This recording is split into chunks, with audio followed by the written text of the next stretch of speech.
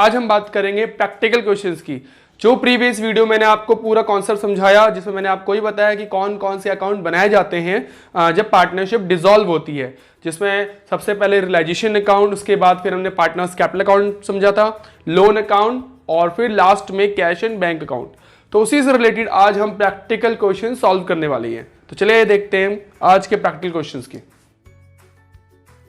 तो देखिए पहले बैलेंस शीट पढ़ते हैं। बैलेंस शीट में सबसे पहले क्रेडिटर्स हैं, लायबिलिटी साइड, ओवरड्राफ्ट है, एक्स का भाई है जिससे हमने लोन लिया था, यानी पार्टनर यहाँ पे एक्स और वाई है और उसके भाई से लोन लिया है, तो ये लोन हम रियलाइजेशन अकाउंट में लिखेंगे। वाई का लोन है, वाई पार्टनर है, पार्टनर का लोन कुछ जो है पार्टनर का लोन या पार्टनर की जो कैपिटल्स होती है वो नहीं लिखते।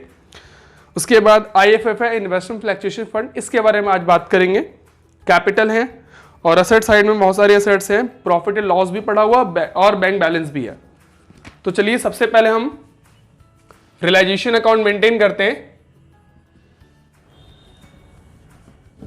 रियलाइजेशन अकाउंट में सबसे पहले मैंने आपको बताया था जितनी असेट्स होती है उन सबको आप डेबिट साइड रिकॉर्ड करोगे, क्योंकि सारी असेट डेबिट बैलेंस में होती हैं।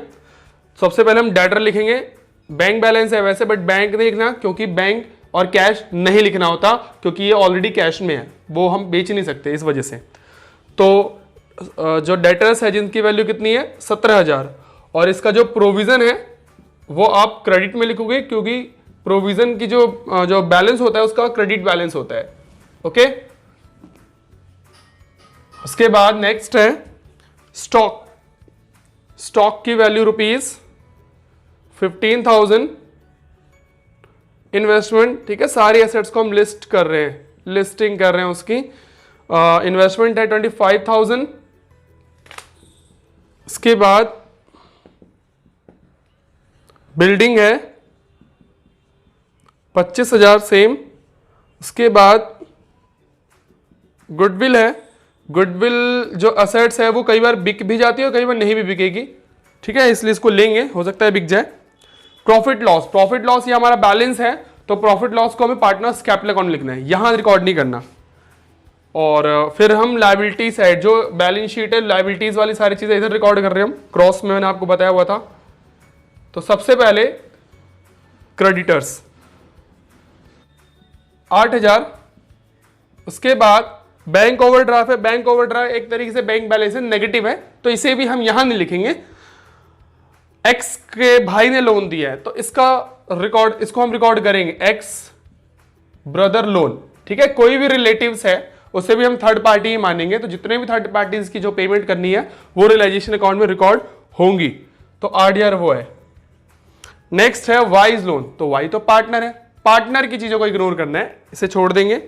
IFF, देखिए IFF आपको यहां तब लिखना है इन्वेस्टमेंट फ्लक्चुएशन फंड को अगर यहां पे इन्वेस्टमेंट होती, मतलब है यहां पे, ठीक है। अगर ये यहां पे ना हो, अगर ये इन्वेस्टमेंट यहां पे नहीं होती, तो इस IFF को आप डायरेक्टली पार्टनर कैपिटल अकाउंट में क्रेडिट कर देंगे। ध्यान रखना इस बात को, अगर बैलेंस इसमें क्वेश्चन में बैलेंस शीट में इन्वेस्टमेंट है तो IFF यहां पर रिकॉर्ड करना है, नहीं तो ये IFF हम डायरेक्टली पार्टनर्स कैपिटल अकाउंट में क्रेडिट साइड ट्रांसफर कर देंगे। नेक्स्ट कैपिटल, पार्टनर की चीजें, इसे रिकॉर्ड नहीं करना। अब एडिशनल इंफॉर्मेशन है, तो जब आप एडिशनल इंफॉर्मेशन स्टार्ट करोगे तो यहां पे आप सबसे पहले लिखोगे बाय बैंक असेट्स रियलाइज्ड, मतलब सारे एसेट्स यहां हम बेचेंगे, पेमेंट करेंगे debit side to bank payment, ठीक है। जितनी एसेट्स बिकेंगी सारी एसेट्स वो इधर हम सोल्ड आउट करेंगे, और जितनी लायबिलिटीज है उनकी पेमेंट हम इधर करेंगे। ओके, दोबारा जो भी एसेट्स थी उन सभी एसेट्स को हमने डेबिट साइड रिकॉर्ड कर लिया, और जितनी लायबिलिटीज थी वो क्रेडिट साइड रिकॉर्ड कर लिया। अब इसकी पेमेंट हम यहां पे करेंगे, और जितनी एसेट्स हैं उन सबको 1 बाय 1 यहां पे सोल्ड आउट करेंगे, ठीक है। तो सबसे फर्स्ट पहला पॉइंट है इसमें, एक्स ने अपने भाई का लोन चुकाने के लिए कह रहा है, भाई मैं अपने भाई का लोन चुका दूंगा, तो भाई बहन छोड़ो, यहां पर रिलेटिव्स देख रहा नहीं है, मतलब एक्स ने बस ये कहा है भाई अपनी लायबिलिटीज की पेमेंट मैं करवा दूंगा अपने भाई की लायबिलिटीज, तो ये लायबिलिटीज यानी ये वाली लायबिलिटीज, तो हम यहां पे ना करके एक्स के अकाउंट में ट्रांसफर कर दे, क्योंकि एक्स जिम्मेवारी ले रहा है, तो टू एक्स कैपिटल ब्रैकेट में हम लिख देंगे लोन, ओके, ₹8,000। या तो पेमेंट पार्टनर्स द्वारा होगी या जो पेमेंट है वो फॉर्म द्वारा होगी। अगर फॉर्म पे कर रही है तब तो इधर पार्टनर कर रहे हैं तो अलग से दिखाना है। नेक्स्ट पॉइंट है डेटर्स 5,000 रुपए प्रूव्ड हो गए बैड, फुल्ली बैड डेट्स हो गए। तो डेटर्स की वैल्यू कितनी है हमारे पास 17,000, 5,000 डूब गए तो एक्चुअल में डेटर कितने से रियलाइज्ड होंगे अब 12,000, यानी डेटर से 12,000 रुपए फुल्ली मिल सकते। इसके बाद इस प्रोविजन से अब आपको कोई लेना देना नहीं, आपको फुल बैड डेट्स लेस करना है। नेक्स्ट, इन्वेस्टमेंट की वैल्यू 20% लेस पे हमने मार्केट वैल्यू में बेचा हुआ है। 25,000 का 20% 5,000 लेस कर दो यानी 20,000। तो इन्वेस्टमेंट से आपको कितना पैसा मिल रहा है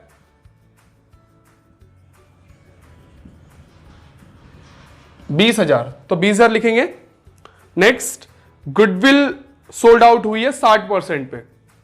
गुडविल 10,000 का 60% 6,000, तो गुडविल को हमने बेच दिया ₹6,000 में। नेक्स्ट, बिल्डिंग एक क्रेडिटर्स है 5,000 रुपए, वॉज पेड ओनली 3,000। एक क्रेडिटर 5,000 का है, उसे सिर्फ 2,000 ही देने, मतलब 2,000 का डिस्काउंट दे रहा है वो। तो ओवरऑल क्रेडिटर्स कितने के 8,000, 8,000 में 2,000 का डिस्काउंट हो गया, यानी हमें 6,000 की पेमेंट करनी है ओनली। ठीक है, तो यहां पे हम लिखेंगे क्रेडिटर्स, और ये क्रेडिटर्स की जो पेमेंट है वो कोई और नहीं कर रहा, कोई भी पार्टनर्स नहीं कर रहे, तो इसका मतलब फॉर्म पे कर रही होगी। ठीक है, दोबारा बता रहा हूं, ये जो 8,000 है जिसमें से एक क्रेडिटर 5,000 का है, तो दूसरा कितने का बचा 3,000। ये 5,000 के जो क्रेडिटर्स हैं वो तो भाई कह रहे चलो तुम 3 ही दे दो, ये कुछ कह ही नहीं रहा, इसका मतलब इसको पूरा चुकाना है। तो टोटल हमें 6,000 की पेमेंट करनी है, तो 6,000 हमने यहां दिखा दिया। नेक्स्ट है, एक बिल्डिंग है जो कि ऑक्शन में हमने डाला बेचने के लिए, और ऑक्शन वाला जो है वो कहता भाई मुझे 1,000 का कमीशन चाहिए, और बिल्डिंग को हमने 30,000 में सोल्ड आउट किया। तो 30,000 की बिल्डिंग आई, 1,000 रुपए उसने कमीशन के काट दिए होंगे, तो हमारे अकाउंट में सिर्फ 29,000 रुपीज आए होंगे। तो हमारे पास जो बैंक में जो पैसा आएगा बिल्डिंग के नाम से वो यहां पे लिख देंगे 29,000। इसको ऐसे भी लिख सकते थे कि बिल्डिंग 30,000 और 1,000 की पेमेंट हुई है, तो यहां पे लिख देते हैं ऑक्शनरीज कमीशन 1,000, बट ये ज्यादा बेटर है। नेक्स्ट, वाई ने एक स्टॉक ले लिया जिसकी कीमत 4,000 में स्टॉक लिया, और जिसकी कीमत जो है वो 20% लेस पे लिया है उसने। मतलब स्टॉक की वैल्यू कितनी है 15,000 है, स्टॉक की कीमत 15,000 है, जिसमें से एक स्टॉक उसने 4,000 रुपए में ले लिया 20% डिस्काउंट पे। इसका मतलब उसने 80% पे ले लिया है, तो 100% वैल्यू कितनी होगी 0,8 5 40 5,000, यानी 5,000 का स्टॉक उसने 4,000 में ले लिया। तो 15 में से 5,000 का तो स्टॉक इसने ले लिया ना, तो बचा कितना 10,000 का स्टॉक। तो उसके बारे में क्वेश्चन में कहा है जो बैलेंस बचा उसको सिर्फ 50% मिले, तो 50,000 का 50% कितना होता है 5,000 यानी आधा। ओके, और ये वाला स्टॉक तो वाई ने ले लिया था 4,000 में, तो हम यहां लिखेंगे अलग से बाय वाई कैपिटल, क्योंकि पार्टनर लेते हैं तो अलग से दिखाना पड़ता है। और ये वाला स्टॉक जो है ऐसा कुछ बोला नहीं है कि किस पार्टनर ने लिया, इसका मतलब हमने मार्केट में सोल्ड किया होगा इसे। तो स्टॉक ₹5,000 ये वाला मार्केट में बेचा है हमने, तो मार्केट वाला बैंक में, और ये वाला पार्टनर ने लिया। ठीक है, 5,000 की वैल्यू है लेकिन लिया 4,000 में है, तो फिर यहां पे दिखा देंगे 4,000। नेक्स्ट पॉइंट है रियलाइजेशन एक्सपेंसेस 2,000 रुपए जो खर्चे हुए हैं, कुछ एडिशनल एक्सपेंस भी हो सकते हैं। रियलाइजेशन एक्सपेंसेस, जब हम कुछ एक्सपेंस रियलाइज करते हैं, जैसे एसेट्स लायबिलिटीज जो बेची है, हो सकता है उसके लिए एक नया अकाउंटेंट वगैरह रखा हो, वही सब सारी रिस्पॉन्सिबिलिटी उसकी है, तो कुछ खर्चा भी होगा, वही है रियलाइजेशन अकाउंट। तो 2,000 की पेमेंट इसे करनी है। कुल मिला के हमने फॉर्म में से 8,000 की पेमेंट कर दी है। और कोई इंफॉर्मेशन नहीं है, बट आपको फिर भी सारी लायबिलिटीज की चेकिंग करनी है कि सब लायबिलिटीज की पेमेंट हुई या नहीं हुई है। प्रोविजन कोई एक्स्ट्रा ऑर्डिनरी कोई आउटसाइड लायबिलिटी नहीं होती। इसकी पेमेंट हो गई थी, इसकी पेमेंट हो गई, बस। IFF का कुछ नहीं करना क्योंकि हमारा फंड होता है बचा हुआ। ठीक है, अगर कोई लायबिलिटीज मान लो यहाँ बीपी है और वो रह जाता, उसके बारे में एक पॉइंट भी नहीं बोला होता, तो हमें क्या करना होता, उस बीपी को as it is book value को हम पे कर देते बिना कहे क्वेश्चन द्वारा। ओके, अभी टोटल करेंगे 12, 32, 38, 47, 67, 72, 72,000 टोटल। देखते हैं बड़ी साइड कौन सी है। 2, 8, 10, 18, 23, 95, 99, ये 99,000 है। और ये 32, 47, 62, 73, 8, 16, 64, ये 1,08,000। तो 1,08,000 बड़ी साइड है, 1,08,000, 99 लेस करेंगे तो 9,000 आएगा। ये हमारा आंसर है। और ये लॉस साइड है क्योंकि इस बार पेमेंट ज़्यादा हुई है और एसेट्स बेच के पैसे कम आए हैं, तो लॉस हो गया। इस लॉस को हम ट्रांसफर करेंगे एक्स एंड वाई के अकाउंट में 4:1 में, जो क्वेश्चन में गिवन है। 4 और 1 5, 18 चौक 72 और 1800। अब हम बात करते हैं पार्टनर्स कैपिटल अकाउंट की। पार्टनर्स कैपिटल अकाउंट से पहले एक लोन अकाउंट बनाते हैं हम, जो वाई ने लोन दिया था, वाई लोन अकाउंट। फिलहाल एक पार्टनर है तो यहां पे सिर्फ एक ही कॉलम बनाएंगे।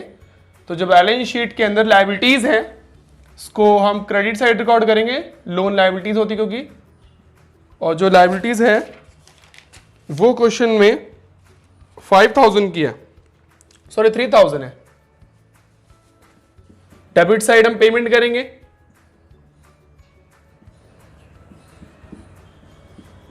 ठीक है। And then partner capital account. तो सबसे पहले हम बैलेंस लिखेंगे पार्टनर्स का। बैलेंस है पार्टनर्स में कैपिटल अकाउंट में 50,000 एक्स का और 40,000 वाई का, X and Y. Second partner second चीजें जो भी हमारी पुरानी चीजें होती है, रिजर्व वगैरह।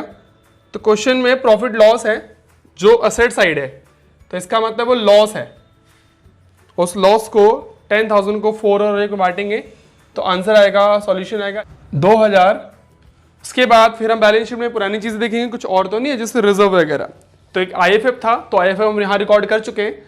हाँ, अगर इन्वेस्टमेंट यहाँ नहीं होती तो ये IFF यहाँ रिकॉर्ड ना करके इसे हम पार्टनर्स कैपिटल अकाउंट के क्रेडिट में ट्रांसफर करते हैं, ठीक है। और उसके बाद फिर हम रिकॉर्ड करेंगे अगर किसी पार्टनर ने असेट्स ली हो और लायबिलिटीज ली हो तो इससे भी उनका बैलेंस जो है वो अप डाउन होगा। तो क्वेश्चन में देखते हैं, तो एक्स ने लोन लिया है, लायबिलिटीज ली है, और वाई ने क्या लिया, असेट्स लिया है। तो इसको हम कहाँ रिकॉर्ड करेंगे, credit side by realisation account.